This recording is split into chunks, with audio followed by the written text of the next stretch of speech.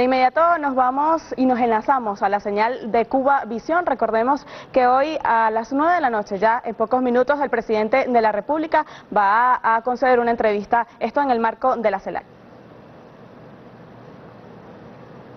De la República Bolivariana de Venezuela, a quien tengo el inmenso privilegio de presentar esta noche. Bienvenido a esta gran familia cubana que es la televisión, a este hermoso estudio que también llevó minuto a minuto todo lo que acontecía en la comunidad de estados latinoamericanos y caribeños en esta segunda cumbre celebrada en La Habana. También tengo el gusto en este momento de presentar a dos grandes colegas, a Sergio Gómez, periodista del diario Granma, y también a mi colega, amigo también querido, a Jorge Legañoa, periodista del sitio web Cuba Debate. Bueno, presidente, sabemos que en horas de la tarde tuvo un encuentro con el líder histórico de la Revolución Cubana, Fidel Castro. Queríamos saber de su propia voz cuáles fueron los temas tratados con el comandante, su impresión acerca de la CELAC. Sí, bueno, en primer lugar, aprovecho para felicitar a todo el pueblo cubano por esta jornada de la Comunidad de Estados Latinoamericanos y Caribeños, que sin lugar a dudas es una jornada histórica, una jornada unitaria, muy bolivariana y muy martiana. Son los sueños hechos realidad, con extraordinaria hermosura y con extraordinaria capacidad por parte del gobierno cubano, de nuestro compañero presidente Raúl Castro, del pueblo cubano, ¿no?, que realmente maravilló a todas las delegaciones con las atenciones en las calles, ¿no?, un espíritu unitario que ha marcado toda la cumbre y que ha dejado impactado a todos. Primero quiero felicitar a todo el pueblo de Cuba por esta extraordinaria victoria de la unidad latinoamericana, caribeña, que es una victoria de la dimensión de las que soñaron Bolívar y Martí, ¿no? Estuvimos con el comandante Fidel Castro en la tarde de hoy conversando algo más de 2 horas, ¿no? Y fui con el canciller Elías Agua, que está por aquí con nosotros, nuestro compañero ministro de Relaciones Exteriores y vicepresidente político. También fui con parte de mi familia, ¿no?, Cilia, un nieto, una hermana. Una visita siempre, las visitas a Fidel son de una connotación espiritual especial, ¿no? Porque bueno, Fidel, para nosotros Fidel, como lo dije en el discurso, y siempre lo reivindicó el comandante Hugo Chávez, es un gigante de la historia. Del siglo XX lo marcó completico. Hay que hablar en el siglo XX americano y de nuestro mundo, de Fidel antes y después, sin lugar a dudas. Así griten, chillen, lloren, se revuelquen contra las tierras, los fascistas, la derecha y toda la gente derrotada durante décadas por este gigante, ¿no? Y ha sido la referencia, el paradigma siempre de los revolucionarios, de los patriotas, de la gente honesta del continente y en el mundo en general. Nuestro comandante Chávez se asumió como su hijo, ¿no?, con claridad, valentía, y juntos, bueno, les tocó andar parte del camino de final del siglo XX y luego cuánto no hicieron en el tiempo que actuaron juntos al inicio de este siglo XXI. Una profunda amistad entre ambos. Muy profunda. Una amistad perfecta, porque como decía el comandante Chávez, recordando mucho a Simón Rodríguez, se expresaba la amistad de los sentimientos, la amistad de los principios y la amistad de las ideas. Ellos lograron compenetrar esas 3 dimensiones fundamentales de una amistad para hacer una amistad integral, perfecta, pero además que le abonó desde esa amistad, desde esa alianza profunda del corazón, de las ideas, del proyecto, de los sueños, le abonó a nuestra América todo lo que hoy tenemos, ¿no? Si hiciéramos un balance muy sencillo, Petrocaribe, 18 estados, 18 pueblos, el ALBA, que es la vanguardia revolucionaria, patriótica, socialista del continente, y en el mundo es vanguardia de resistencia frente a todas las causas justas que nos ha tocado asumir, el cambio climático, las causas de la paz en Siria, Palestina, etcétera, etcétera. Y buena parte del CELAC nace por la consolidación de esas dos estructuras, el ALBA, Petrocaribe, las otras estructuras. Y el CELAC tiene la marca de Chávez, sin lugar a dudas. Y decir que tiene la marca de Chávez, tiene la marca de la Revolución Cubana, que es la marca de Fidel. Así que fue una conversación, él estaba, así lo notamos, venía yo conversando con el canciller Elías Aguas y vimos a Fidel feliz, rozagante. Recibió a más de 15 jefes de Estado. Hay que verle la cara a eso, de todas las ideologías y formas de pensar de América Latina. Desde los países gigantes del continente, desde el punto de vista del tamaño físico, poblacional, México, Brasil, Argentina, bueno, hasta otros países hermanos también del Caribe, el primer ministro de Santa Lucía, nos estuvo conversando de algunas de las ideas que intercambió con Pepe Mujica, del discurso de Pepe Mujica, ¿no? Un discurso, nos dijo Fidel, muy vehemente, muy claro, ¿no? Realmente el compañero presidente Pepe Mujica también un maestro para todos nosotros, claro, los hombres y mujeres de izquierda, revolucionarios. Así que ha sido una conversación muy buena y siempre nosotros, además de pasar revistas de los temas de actualidad mundial, regional, siempre recordamos al comandante Chávez, siempre. Presidente, tenemos algunas preguntas puntuales. Yo en este momento le cedo la palabra a mi colega Jorge Legañoa del sitio web Cuba Debate. Sí, entramos en materia. CELAC lo trajo a La Habana. Bueno, nosotros sabemos de su experiencia durante el gobierno del presidente Chávez como canciller durante más de 6 años. La pregunta es concreta. ¿Cree que este sea el verdadero camino, CELAC, si no es pura retórica como han sido otras organizaciones internacionales a lo largo de la historia de América Latina, por ejemplo? Algunas organizaciones que sabemos, no vamos a mencionarles. ¿Qué retos tiene? ¿Qué retos tiene CELAC por delante? Siempre hay el peligro de la retórica, ¿no? Yo, en la reunión en privado, utilicé una denominación o un calificativo extraño, inclusive dije que no sabía si tenía algún tipo de traducción al inglés, al francés y al portugués, y al holandés que estaban traduciendo ahí, son los idiomas oficiales de la CELAC, además del español. Yo dije que teníamos que cuidar nuestra organización de que se burocratizara. Entonces dije la palabra, tenemos que cuidar de la onunización de la CELAC. Tenemos que cuidarnos de documentos muy bien hechos, bueno, que se van acumulando como párrafos vacíos, ¿no? Pierden el impacto de lo que es la palabra escrita y se hacen vacíos porque no se convierten en acción, no transforman nada, ¿no? Hasta ahora la CELAC ha demostrado capacidad de acción, de trabajo conjunto. No es fácil, fíjense ustedes, cuánto tiempo ha pasado desde los primeros gritos de independencia, desde los primeros ejércitos libertadores en América Latina, hasta el día de hoy. ¿Cuánto pasó? ¿Cuánta historia pasó todo el siglo XIX? Desde que en Quito en 1809 se escuchó el primer grito de independencia, o en Caracas el 19 de abril de 1810. ¿Cuánto tiempo pasó desde los ejércitos libertadores del sur unidos? Combatieron juntos O'Higgins, Bolívar, juntos allá en Sudamérica, ¿no? Sucre, juntos estuvieron Bolívar, San Martín, en Guayaquil. ¿Y cuánto tiempo pasó desde el Congreso de Panamá, convocado por el Libertador? Horas antes de la gran batalla y la gran victoria de Ayacucho. Desde 1824, luego Congreso de Panamá, junio de 1826, ya el imperio estadounidense actuaba con vocación de imperio, con intrigas, ¿no?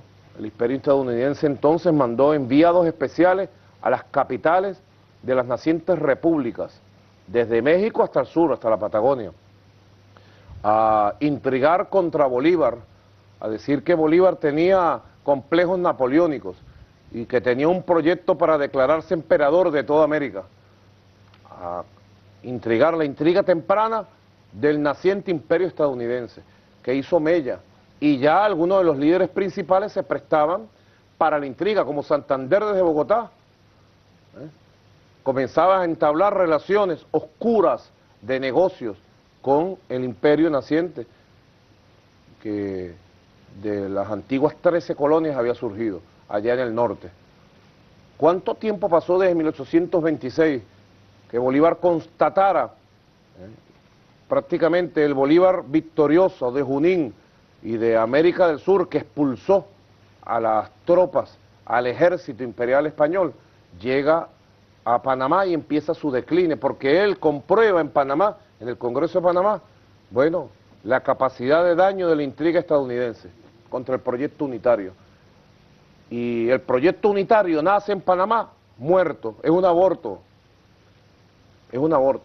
Y de allí en adelante, bueno, lo que únicamente faltó fue tiempo para que se ejecutara la traición a Bolívar, el proyecto de Bolívar, que era el proyecto de constituirnos en un solo bloque. Por eso es que Bolívar en 1827 piensa organizar, calcula las expediciones para venir a Cuba, para ir a Puerto Rico.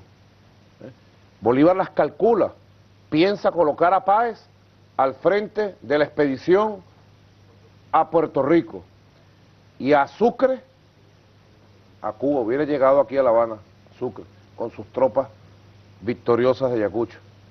Luego, bueno, es imposible, porque la traición se impone en Venezuela, es expulsado de Venezuela el Libertador, y luego amenazado de ser fusilado. Y luego la traición se impone en Bogotá, casi asesina en septiembre del 1828, en Bogotá al Libertador Simón Bolívar. ¿Y quién organizó la sedición y el ataque para matar a nuestro Libertador? Santander. Y Bolívar, magnánimo, lo perdona del fusilamiento que le tocaba. Quizás algún error histórico que podría alguien pensar que cometió nuestro Libertador, quizás por su magnanimidad y su gran sentido de responsabilidad ante la historia, no fusiló a Santander. ¿Qué hubiera sido la historia si hubiera fusilado a Santander? Es posible que hubiera sido otra, ¿no? Es imposible decir cuál, pero seguramente hubiera sido la otra. Y bueno, de esas épocas de traición, el siglo XIX se convirtió, que era el siglo de la independencia, en vez de ser el siglo de la independencia, de la unión y de la búsqueda y el encuentro de un camino propio de desarrollo político, económico, social, de nivelación, de superación, de prosperidad de nuestros países, ¿no? Se convirtió en el siglo de la división, de las guerras intestinas, y donde debió haber nacido una sola unión de repúblicas, como era el proyecto de los Libertadores, nacieron 14, 15, 20 repúblicas desunidas. Alguien decía republiquitas para su momento. Y luego cayó sobre nuestro continente las garras de todos los imperios, del imperio inglés por allá, ¿no? Y de todos los imperios. O sea, un largo siglo XIX donde se incubó la miseria, el atraso, la desigualdad, se incubó en el siglo XIX. Porque alguna gente dice, en algunos discursos, que no hay que ver por el retrovisor, que no nos interesa la historia. No interesa la historia para aquellos que cuando ven la historia ven el rostro diabólico de la traición que nos llevó a las consecuencias actuales. Así que llegar, perdona a lo largo de la respuesta, pero llegar y ver un siglo XX completo, bueno, que se impuso en el siglo XX luego de la división del siglo XIX. El dominio del imperio estadounidense, dictaduras militares, invasiones. Usted dice Cuba, usted dice Nicaragua, usted dice Argentina, Brasil, Venezuela, y todo lo que le digo lo puede ubicar en el mapa en el año que elija del siglo XX. Invasiones norteamericanas, golpes de Estado, saqueo de los recursos naturales, corrupción despampanada por todo el territorio de nuestra América Latina y el Caribe. El siglo XX entonces fue el siglo de la dominación estadounidense. Siglo XIX fue el siglo de la división y de la pérdida del proyecto unitario. El siglo XX fue un siglo de dominación, de rebeldía, de lucha. Y el siglo XXI, bueno, ha empezado temprano. Por eso es que es histórico lo que ha pasado. Retomar los caminos de la unión, retomar los caminos de la unión. Y vacunarnos, como lo dijimos allí, y lo dijeron varios compañeros y compañeras presidentas. Vacunarnos frente a la burocratización, frente a la onunización. No podemos dejar que se onunice La CELAC tiene que tener una agenda de acción. Ya tenemos una doctrina común. Lo veníamos hablando con el compañero, haciendo un balance hoy, bueno, con el compañero comandante Fidel Castro y luego con el compañero Elías Agua. Ya, si ustedes buscan en los documentos fundamentales, Declaración de Caracas 2011, Declaración de Santiago de Chile 2013 y la Declaración de La Habana, usted ve ahí ya una doctrina de un nuevo pensamiento latinoamericano, diverso, ¿no? Marcado, eso sí, con mucha fuerza por el nuevo pensamiento patriótico, revolucionario de América Latina. Si lo busca en el pensamiento económico, en el pensamiento sobre los grandes temas del cambio climático, de la política, si lo busca sobre los temas sociales, aquí por primera vez se aprueba un documento de carácter histórico que dice que la educación pública es un derecho, una garantía de los pueblos. Imagínense ustedes, estamos llegando al siglo XXI con definiciones que debieron haberse hecho hace 100 años, pero las estamos haciendo. Así que de verdad es un riesgo, pero yo creo que tenemos la capacidad para no dejar que la CELAC sea una organización más, sino que sea la gran organización. Como yo recordaba que decía el comandante Chávez, la organización para hacer la gran política del siglo XXI. Presidente, sobre esa línea de la Comunidad de Estados Latinoamericanos y Caribeños, sobre sus fundamentos principales, es la próxima pregunta del periodista Sergio Gómez, del diario Granma. Presidente, esos mismos que usted dice, que nos cuenta, que han fabricado prácticamente la división de nuestros pueblos que debieron haber estado unidos, han promovido la guerra entre nuestros países y al interior de nuestros países. ¿Qué trascendencia tiene usted, cree usted que tiene la declaración de zona de paz que ha hecho esta segunda cumbre de la CELAC en un país como Venezuela, que tiene muy cerca un conflicto armado como el de Colombia, de que además es un país acompañante en el proceso de paz que se está dando aquí en La Habana? Sí, es un hecho realmente trascendente, ¿no? Y forma parte de lo que estábamos comentando, ¿no? La nueva doctrina, el nuevo pensamiento latinoamericano, ¿no? Porque las organizaciones, los países, los movimientos se construyen en base a un pensamiento, a una idea, ¿no? A un ideal, a un sueño, que van constituyendo elementos de un proyecto. En este caso, ¿de dónde vienen las ideas de esta época? Vienen de nuestras luchas fundacionales, que fue el momento en que nuestro continente brilló, donde brillaron los grandes líderes, ¿no? A principios del siglo XIX, a finales del siglo XIX, lo comentábamos hoy con el comandante en jefe Fidel Castro.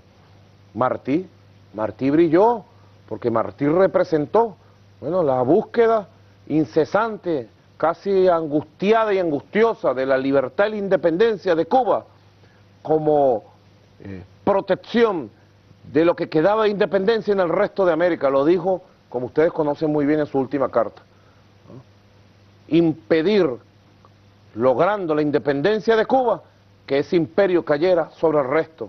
No lo pudo impedir, y él fue al martirio, buscó el martirio y trascendió con sus ideas, con su ejemplo, y se convirtió en gran fuerza motivadora, ¿no? Vivió de otra forma, pues, que es lo que pasa con los grandes revolucionarios, pasan como a otra vida, la vida de alumbrar con su ejemplo y con sus ideas. Ahora, de allá viene todas nuestras ideas que hoy se están haciendo, nueva doctrina, aquí está. Así que lograr este acuerdo por unanimidad, 33 países, declarar nuestra América Latina y el Caribe zona de paz. Es como una protección para todos. Esto es una zona de paz. Ya nosotros traemos una herencia importante al haber declarado y haber suscrito los convenios para que América Latina y el Caribe sea zona libre de armas nucleares. Zona libre de armas nucleares, zona de paz.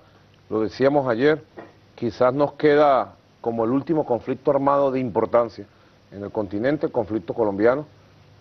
Los procesos de conversaciones, negociaciones avanzan muy bien aquí mismo, en La Habana, y le hemos ratificado en público y luego en privado al presidente Santos en la conversación que tuvimos toda la voluntad, ¿no?, de nosotros, los hijos de Chávez, porque para nuestro comandante Hugo Chávez fue casi una obsesión la paz en Colombia, la paz del pueblo colombiano, y apenas el presidente Santos se lo propuso el 10 de agosto del año 2010 en Santa Marta, cuando hubo el primer encuentro, que tenía la idea de avanzar a la construcción de bases para un acuerdo de paz, que pacificara Colombia, que acabara con la guerra. El presidente Chávez le dijo, cuenta conmigo. Y así fue. El presidente Chávez hizo 1000 cosas que algún día se sabrán para que estos procesos comenzaran sus caminos, estos procesos que se están dando ahora aquí en La Habana, y nosotros haremos dentro del mismo espíritu chavista todo lo que haya que hacer para la paz en Colombia. Y bueno, fíjate tú, lo que tú preguntabas ahora,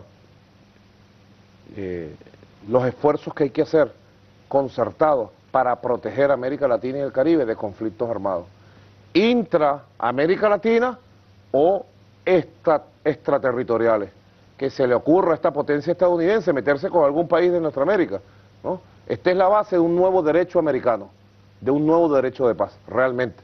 Esta declaración es lo que decía Evo Morales, ¿eh?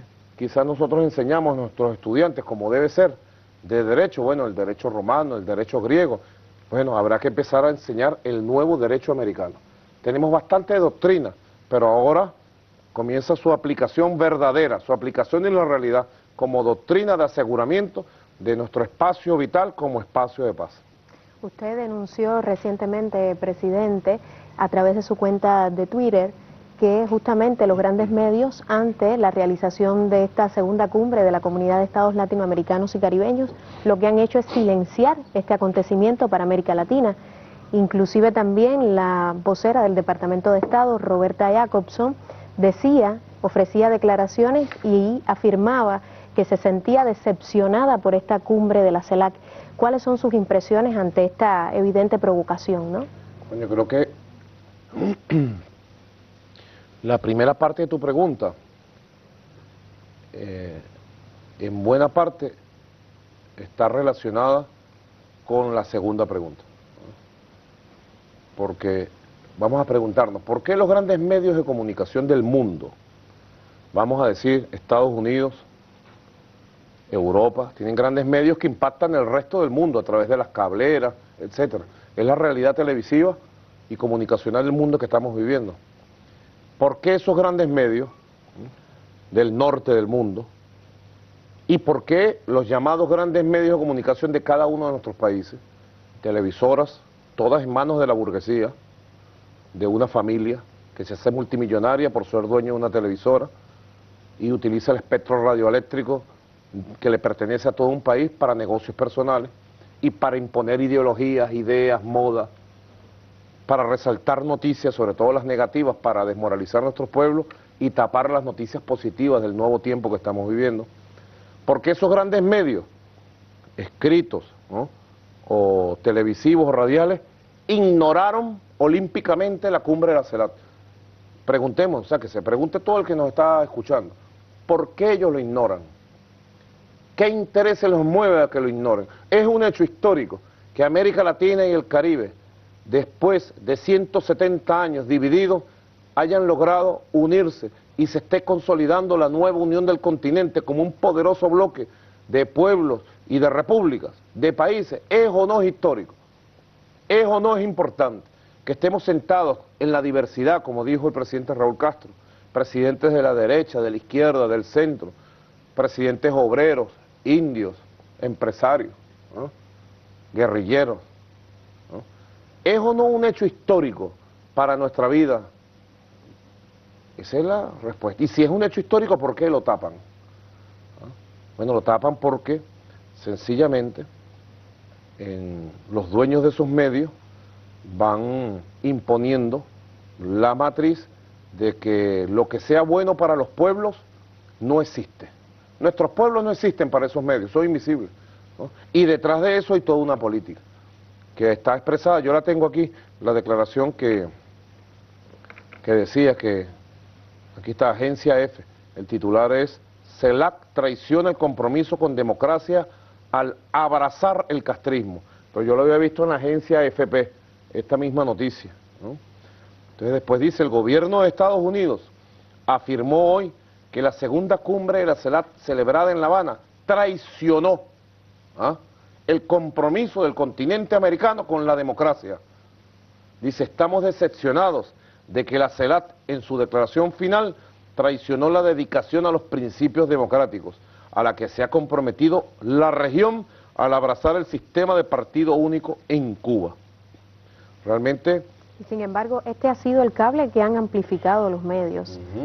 Realmente, dice Estados Unidos, gobierno de los Estados Unidos, en particular Estados Unidos considera especialmente desalentador e inconsistente que la CELAC decidiera aceptar sin cuestionar las acciones represivas de su anfitrión contra los ciudadanos. Condenamos rotundamente el acoso del gobierno cubano, etcétera, etcétera. Y aquí lo que se expresa es, ustedes saben qué se expresa aquí en esta declaración, lo mismo que se expresa allí en la sala de redacción de los dueños de los medios de comunicación de la burguesía en el continente y en el mundo. Amargura, decepción, están derrotados. La historia está derrotando los intereses y las intenciones del imperio estadounidense y de toda la burguesía que se abraza a esos intereses imperiales, los está derrotando con el poderoso espíritu unitario de América Latina y el Caribe. Se ve, se desnuda con claridad. Hay momentos en la historia que las cosas quedan desnudas frente a la realidad. Quedan desnudos estos intereses imperiales frente a la fuerza unitaria del continente. Fíjate, no pudieron ellos sabotear. Nosotros tuvimos mucha información de cosas que intentaban para sabotear la cumbre, para implosionarla desde adentro, ¿no? Para buscar que no asistieran los jefes de gobierno, los jefes de Estado. No pudieron con la cumbre de la CELAC. La cumbre de la CELAC fue un éxito total. Así que esta amargura de esta declaración del Departamento de Estado, que de manera insolente le dice a todo un continente que somos unos traidores, que se traguen su declaración. Porque América Latina va a seguir su rumbo en paz, con tranquilidad, en la diversidad y de manera unitaria. Así que se sentirán amargados y desalentados por lo que queda del siglo XXI. Que se acostumbren a respetar y que traten de buscar una nueva visión de nuestro continente. Con esta visión de dinosaurio no podrán entender lo que está sucediendo y sobre todo lo que va a suceder en nuestra vida económica, social y política en los años que está por venir. Por eso nosotros seguiremos hablando siempre de la CELAC. Ahora le toca la palabra al colega nuevamente, Jorge Legañoa. Bueno, la lucha contra el hambre y las desigualdades centró el debate de la cumbre. En este sentido, bueno, preguntarle cuánto falta por hacer en América Latina y especialmente cuánto puede aportar Venezuela con el camino andado durante estos 14 años en esa materia. Sí, fíjate, esto también es un punto diferenciador de lo que por lo general son los organismos multilaterales del mundo, que en buena medida siempre tocan los temas de la política internacional, de la paz, de la guerra, ¿no? Pero salvo los acuerdos llamados del milenio, ¿no?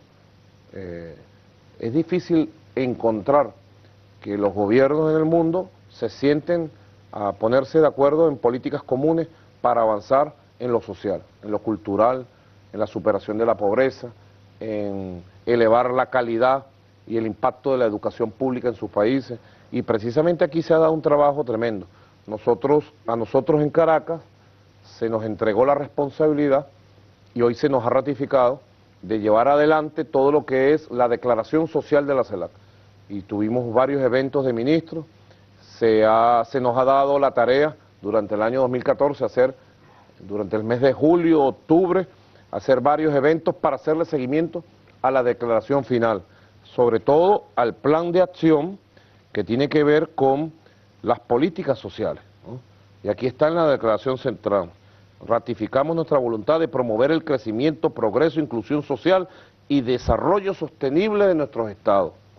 Son elementos claves de un nuevo pensamiento latinoamericano en políticas de Estado para lo social, formulando y desarrollando planes, políticas, programas nacionales con metas cuantificables y calendarios dirigidos a la universalización del disfrute y el ejercicio de los derechos económicos, sociales y culturales. Saludamos la adopción de la declaración y el plan de acción de Caracas de las autoridades para el desarrollo social, la erradicación del hambre y la pobreza.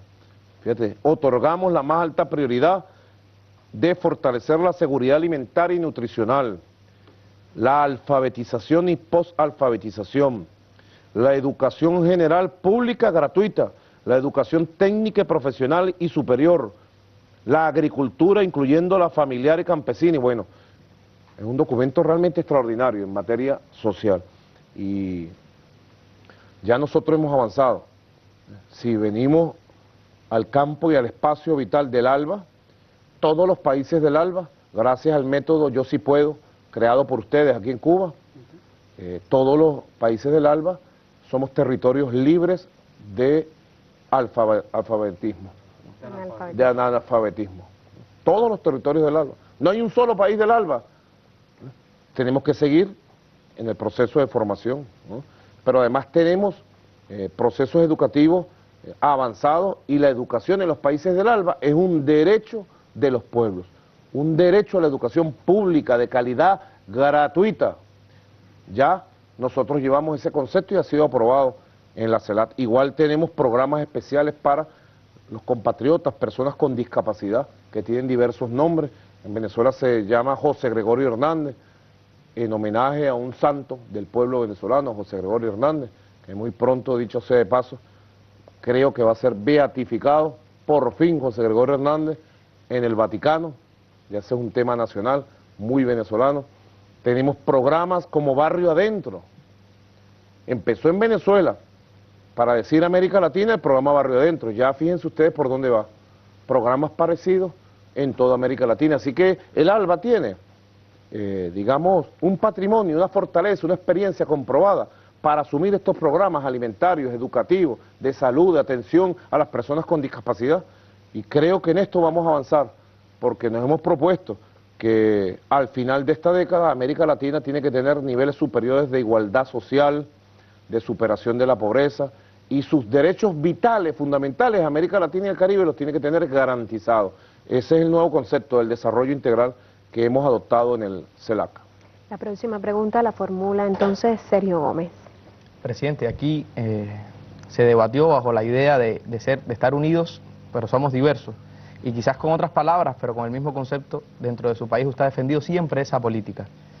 Y para los cubanos que seguimos todos muy de cerca lo que sucede en la Revolución Bolivariana, Revolución de Chávez, quisiera saber cuáles son sus expectativas para el próximo Congreso que viene. Congreso del partido. Sí, de su partido, claro. Bueno, sí, yo creo que la Revolución Cubana y la Revolución Bolivariana encontramos también nuestro camino con Chávez y con Fidel, ¿no? Es un camino que venía buscándose hace tiempo. No solamente fue Bolívar, que pensó venir con sus tropas para acá y mandar sus mejores generales y sus mejores tropas a combatir. Hubiera sido fabuloso si se hubiera dado en esa época, porque hubiéramos nacido del mismo ejército, de la misma sangre.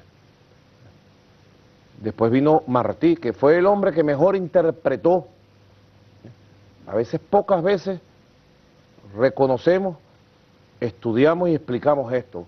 Martí fue el gran bolivariano del siglo XIX en el continente. No por casualidad, cuando llega a Venezuela en 1781, en unos días como estos, en enero, 1781, ¿no? Martí era muy joven todavía. 1871. 1881. 1881, corrijo. 1881. Tenía Martí 29 años. 29 años. 20, era muy joven. Lo primero que hizo, como él mismo describió, sin quitarse el polvo del camino, fue ir a rendirle homenaje al gigante de la América, a Bolívar. Y luego se convirtió en el gran difusor del proyecto de Bolívar, del proyecto unitario de Bolívar. O sea que la búsqueda de nuestra unión, y dígame cuando se dio la guerra de la Sierra Maestra, nuestro pueblo, bueno, por millones participó, solidario, llegaron armas a la Sierra Maestra, un Bolívar por la Sierra Maestra.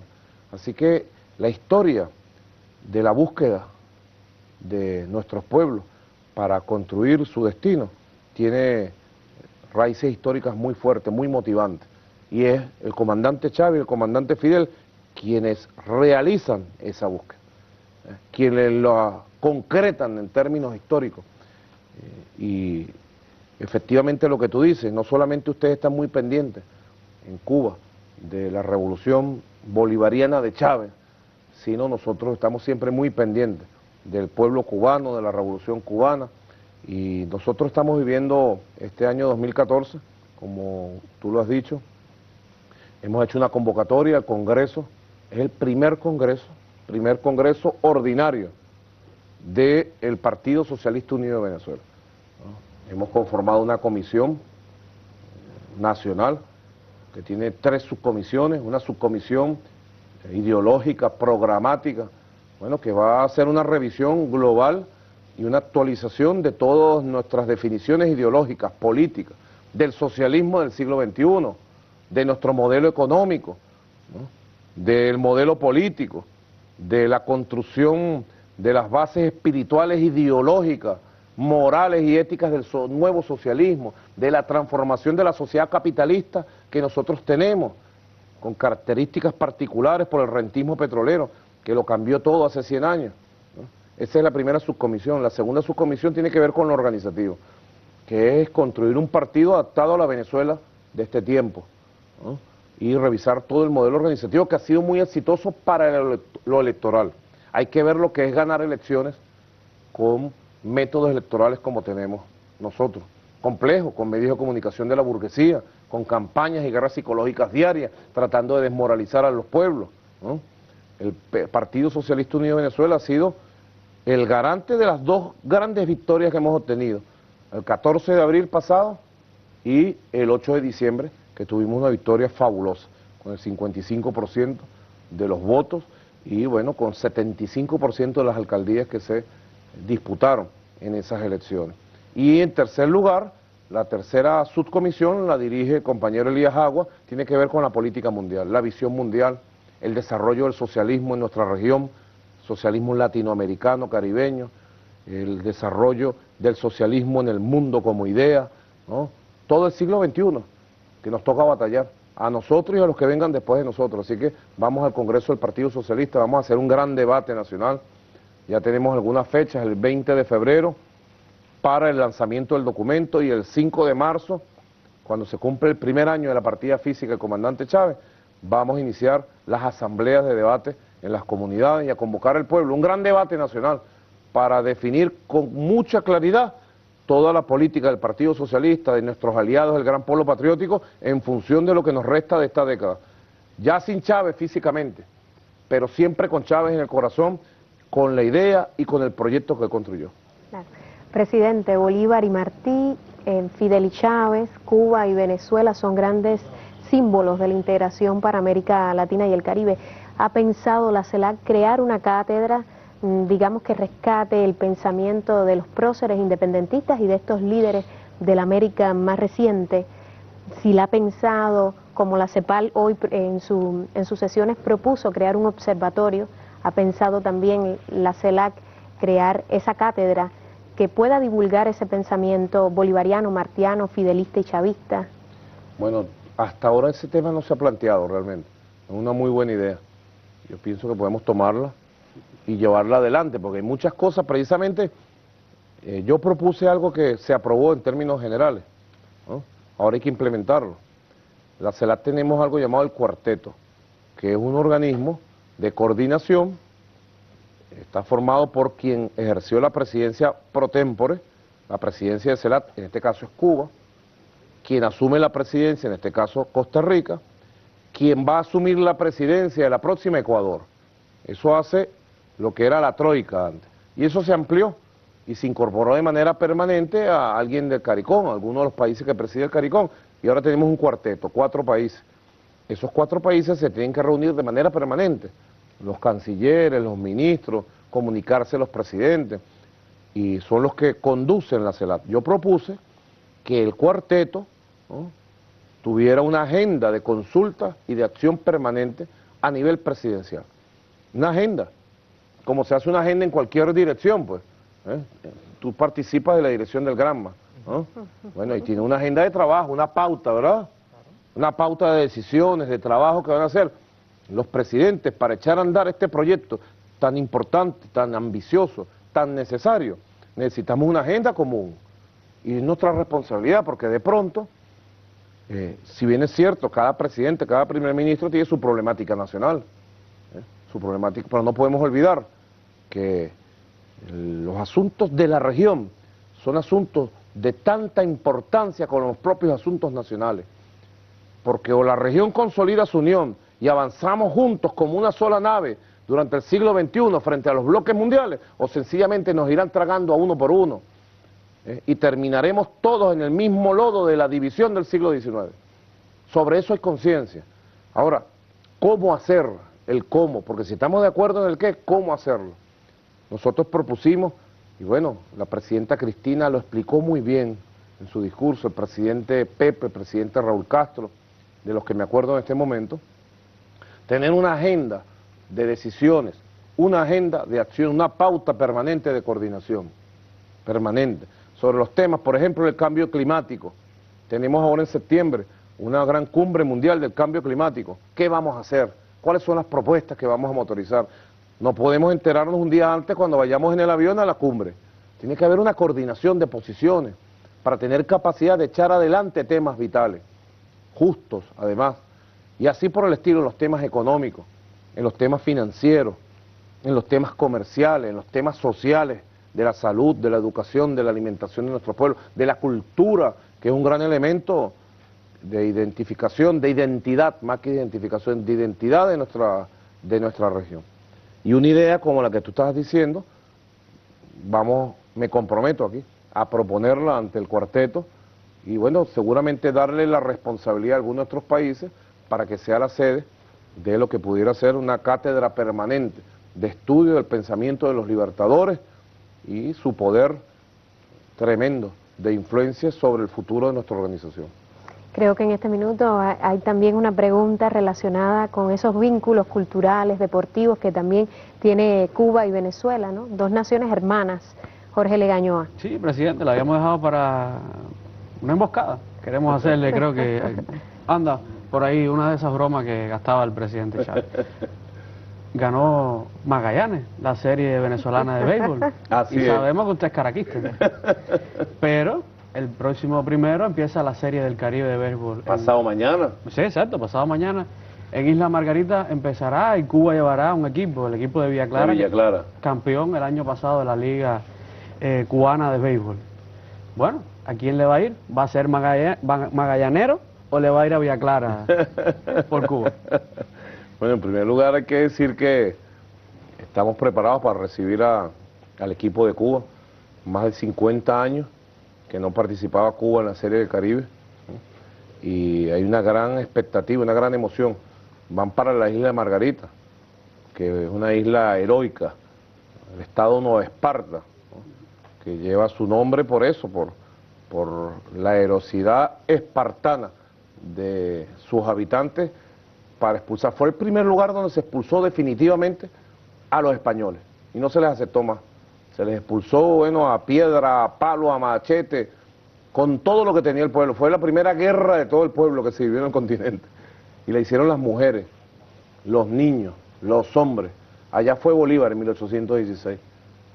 Y de allí luego se fue al Orinoco.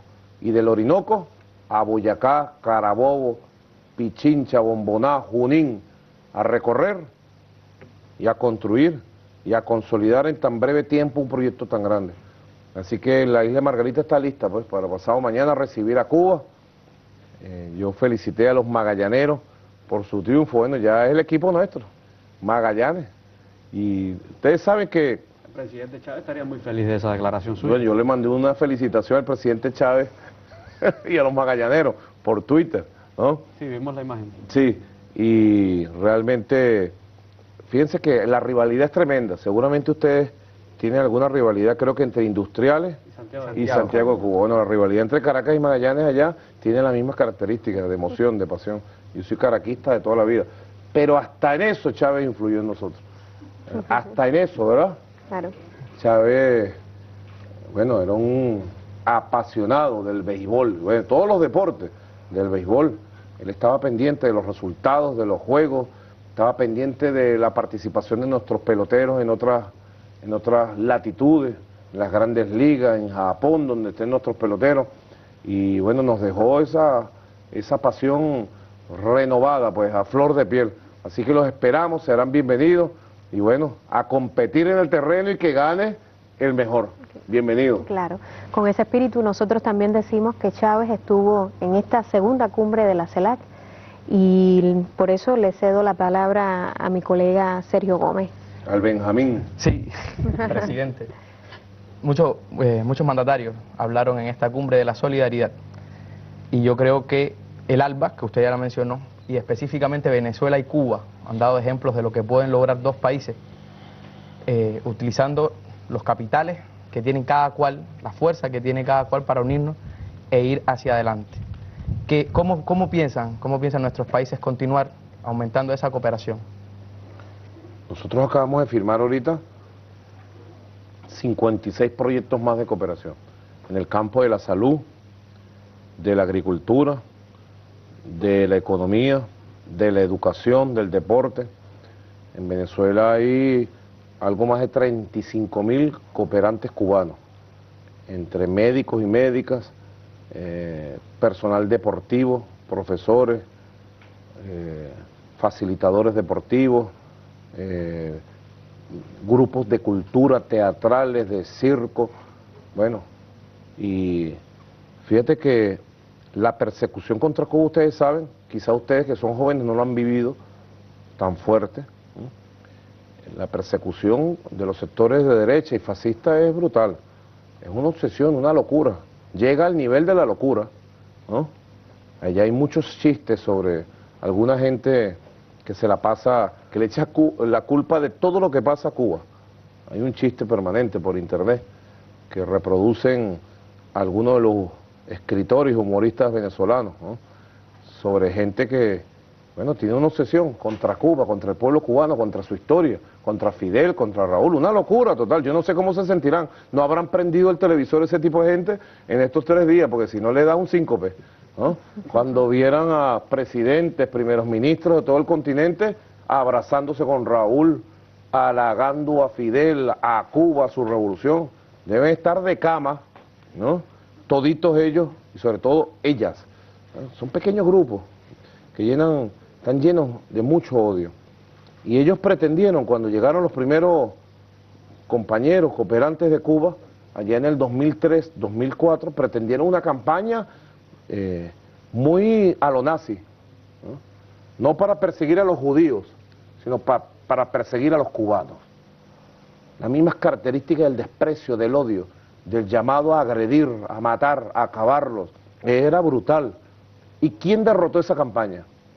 ¿Ustedes saben quién la derrotó? Los médicos en las calles. El amor del pueblo, el amor compartido. Porque nuestro pueblo humilde nunca había sentido ese amor. Y de pronto, inclusive había gente que estaba tocada por esa campaña. Hay muchos testimonios.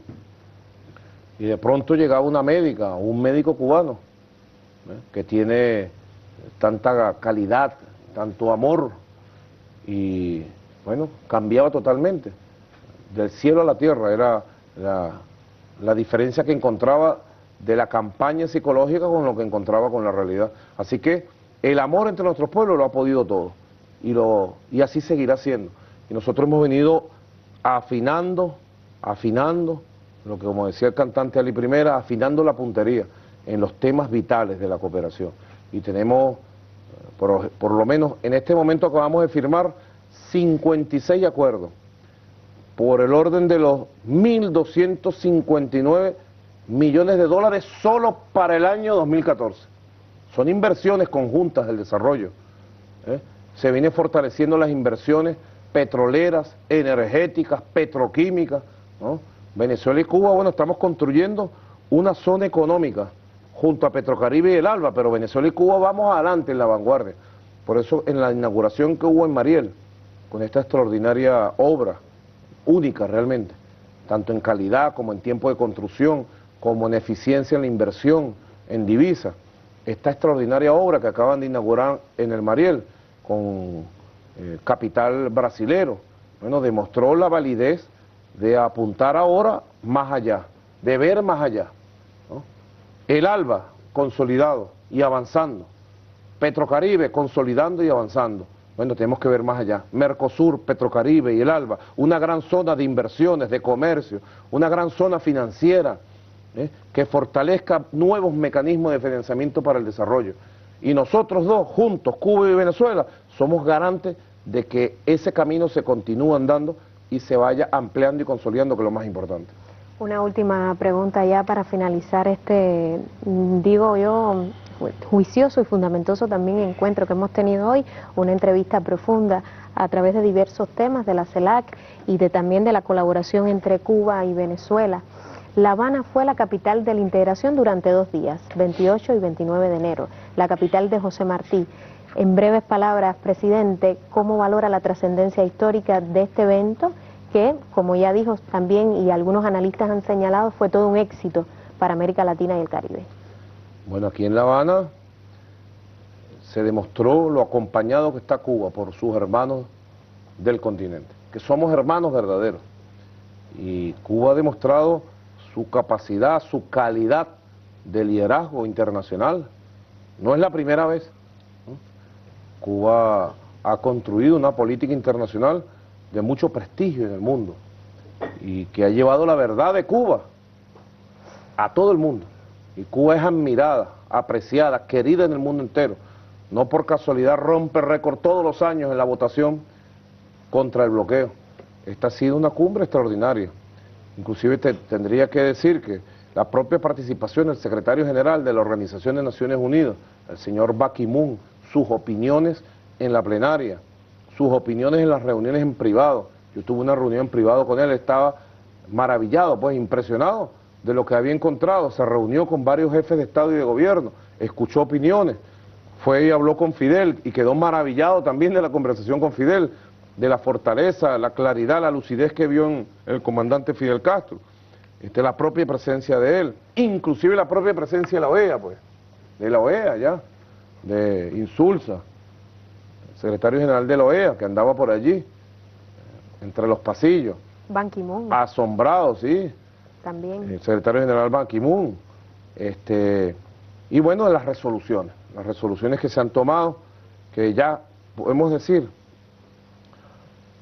hemos recorrido un camino. La primera reunión, luego del Congreso de Panamá en 1826, la primera reunión de jefes de Estado y de Gobierno que se dio después de 1826 fue en Suaipé, Bahía, Brasil, diciembre del 2008, convocada por Lula da Silva. Compañero Lula, hay que agradecerle en buena parte por los aportes, la valentía, la lucidez del compañero Lula da Silva en su visión sobre América Latina, sobre este mundo. Se logró empezar el camino. Suaipé, recuerdo cuando fuimos para allá y se sacó su declaración para avanzar una organización de América Latina y el Caribe, los opinadores de oficio, los opinadores de siempre, tarifados por las burguesías del continente, decían, esto no va a ser posible. Luego fuimos a Cancún, febrero, si mal no recuerdo, 20 de febrero del año 2010.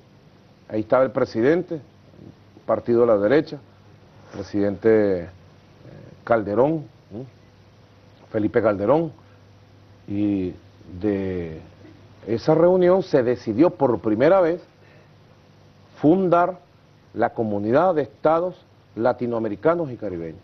Yo recuerdo, yo era canciller y estuvimos 3 días trabajando intensamente, y este concepto lo trabajamos. Yo recuerdo porque yo llamaba al comandante Chávez, siempre en todas las cumbres, para hacerle consulta. Y recuerdo varias conversaciones. En una de ellas me dijo, déjame pensar bien. Y nosotros estamos en pleno debate. Y después, bueno, había 3 opciones. Cualquiera podría decir, bueno, eran 3 nombres. ¿Qué importa el nombre que tenga? Sí importa, porque eran 3 conceptos. La primera de ellas era la Unión de Estados Latinoamericanos y Caribeños. La segunda era la Organización de Estados Latinoamericanos y Caribeños. Y la tercera, la comunidad. Eran las 3 opciones que teníamos. Recuerdo la orientación del comandante Chávez. La recuerdo clarito ahorita. Me dijo, unión todavía no. Falta mucho para hacer una unión. Aunque es el objetivo del futuro, ¿no? Organización, no. No es una simple organización. Además suena mucho a la OEA, me dijo. Se hubiera llamado OELA, algo así, ¿no? Dijo, más bien constituyamos una comunidad. Y fue el concepto que yo transmití de mi jefe, de Hugo Chávez. Constituyamos una comunidad, empecemos por una comunidad y acerquémonos con buena vecindad, con diálogo, con trabajo. Constituyamos una comunidad y avancemos con el objetivo es la unión de república, la unión de países. Y así fue, Cancún, febrero 2010. Después fuimos a Caracas, estaba nuestro comandante luchando contra esa enfermedad que le cayó encima, ¿no? Era la cumbre del 5 de julio y tuvo que ser suspendida, recuerdo, a los 200 años de la declaración de la independencia de Venezuela. se tuvo que suspender, 5 de julio 2011. Estaba recién salido de la primera operación grande y entraba él en su tratamiento de quimioterapia, recuerdo, aquí en La Habana. Y se colocó para el 2 y 3 de diciembre. Y allí acudieron todos. La conspiración fue igualita a la que se hizo contra La Habana, para que no acudieron todos. Y allí fue la primera cumbre. Los expertos en la materia, las cancillerías llaman la cumbre cero, que fue la cumbre fundacional. La Comunidad de Estados Latinoamericanos y Caribeños se reunió en Caracas por primera vez en su historia. Se fundó allí y así quedó fundada. Y es tan poderoso el peso del espíritu, del liderazgo del comandante Chávez en su fundación, que ustedes vieron cómo fue reconocido tanto en Chile hace un año como ahora aquí en La Habana, por todos los presidentes, todos, sin mezquindad de ningún tipo. Algo que nosotros reconocemos y agradecemos. Luego fuimos a Chile, también seguimos el rumbo y vinimos ahora a La Habana, así que es una cumbre histórica. Ha habido temas de temas, yo quisiera solamente para terminar referirte a un tema muy importante. Aquí se aprobó un concepto también, realmente marcador para lo que viene. ¿Por qué? Porque nosotros propusimos que se profundizara el proceso de descolonización de todo el continente. En el documento, bueno, fuimos en el discurso un poco más allá del documento, porque efectivamente todo lo que nos mueve, a los 33 jefes de Estado que estábamos ahí, los 33 países, todos venimos de ser colonias.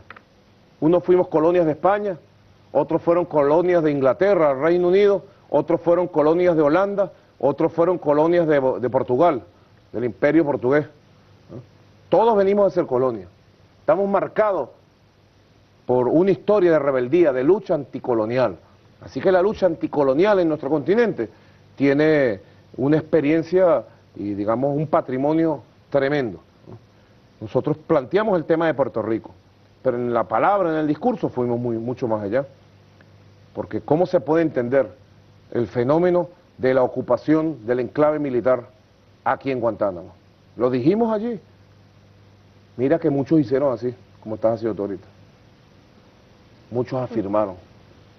Cuidado y sorpresa en los años que están por venir con la descolonización del continente. Tenemos que unirnos férreamente para completar el ciclo de descolonización definitiva de todo el continente, así como nuestro continente.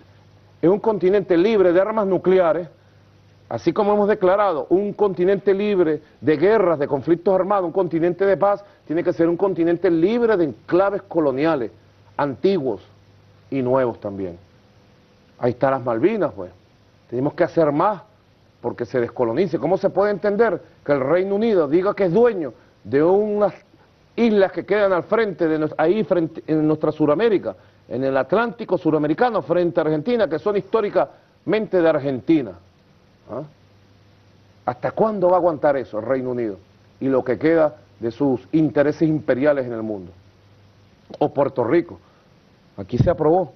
Realmente es extraordinario esto que se aprobó, ¿no? Reiteramos el carácter latinoamericano y caribeño de Puerto Rico. Y al tomar nota de las resoluciones sobre Puerto Rico adoptados en el Comité Especial de Descolonización de las Naciones Unidas, reiteramos que esto es asunto de interés de la CELAC. Más adelante dice, encomendamos al cuarteto de la CELAC para que con la participación de otros Estados miembros que deseen sumarse a este mandato, nosotros nos vamos a sumar, presenten propuestas para avanzar en lo señalado en el párrafo 38, este que te digo. Y más adelante dice algo que realmente quizás esté en lenguaje de estos escenarios diplomáticos, pero que tiene una gran trascendencia. Dice, los países miembros de la CELAC nos comprometemos a seguir trabajando en el marco del derecho internacional y en particular de la resolución 1514 de Naciones Unidas del año 60, aquí tengo la resolución 1514 del año 60, en el marco de esta resolución, para lograr que la región de América Latina y el Caribe sea un territorio libre de colonialismo y colonias. América Latina unida está firmando esto. Esto lo pudieron haber firmado los libertadores hace 200 años y se entendía perfectamente. Luego este tema desapareció. Y en la tradición bolivariana, yo te podría decir, si el Libertador pensó venir con sus tropas hasta Cuba y Puerto Rico para echar al Imperio Español y acabarlo en nuestro territorio, y no hubiera peligros de que se regenerara nuevamente ese mal del colonialismo y volviéramos a ser conquistados. En esa misma tradición de pensamiento debemos nosotros que unirnos.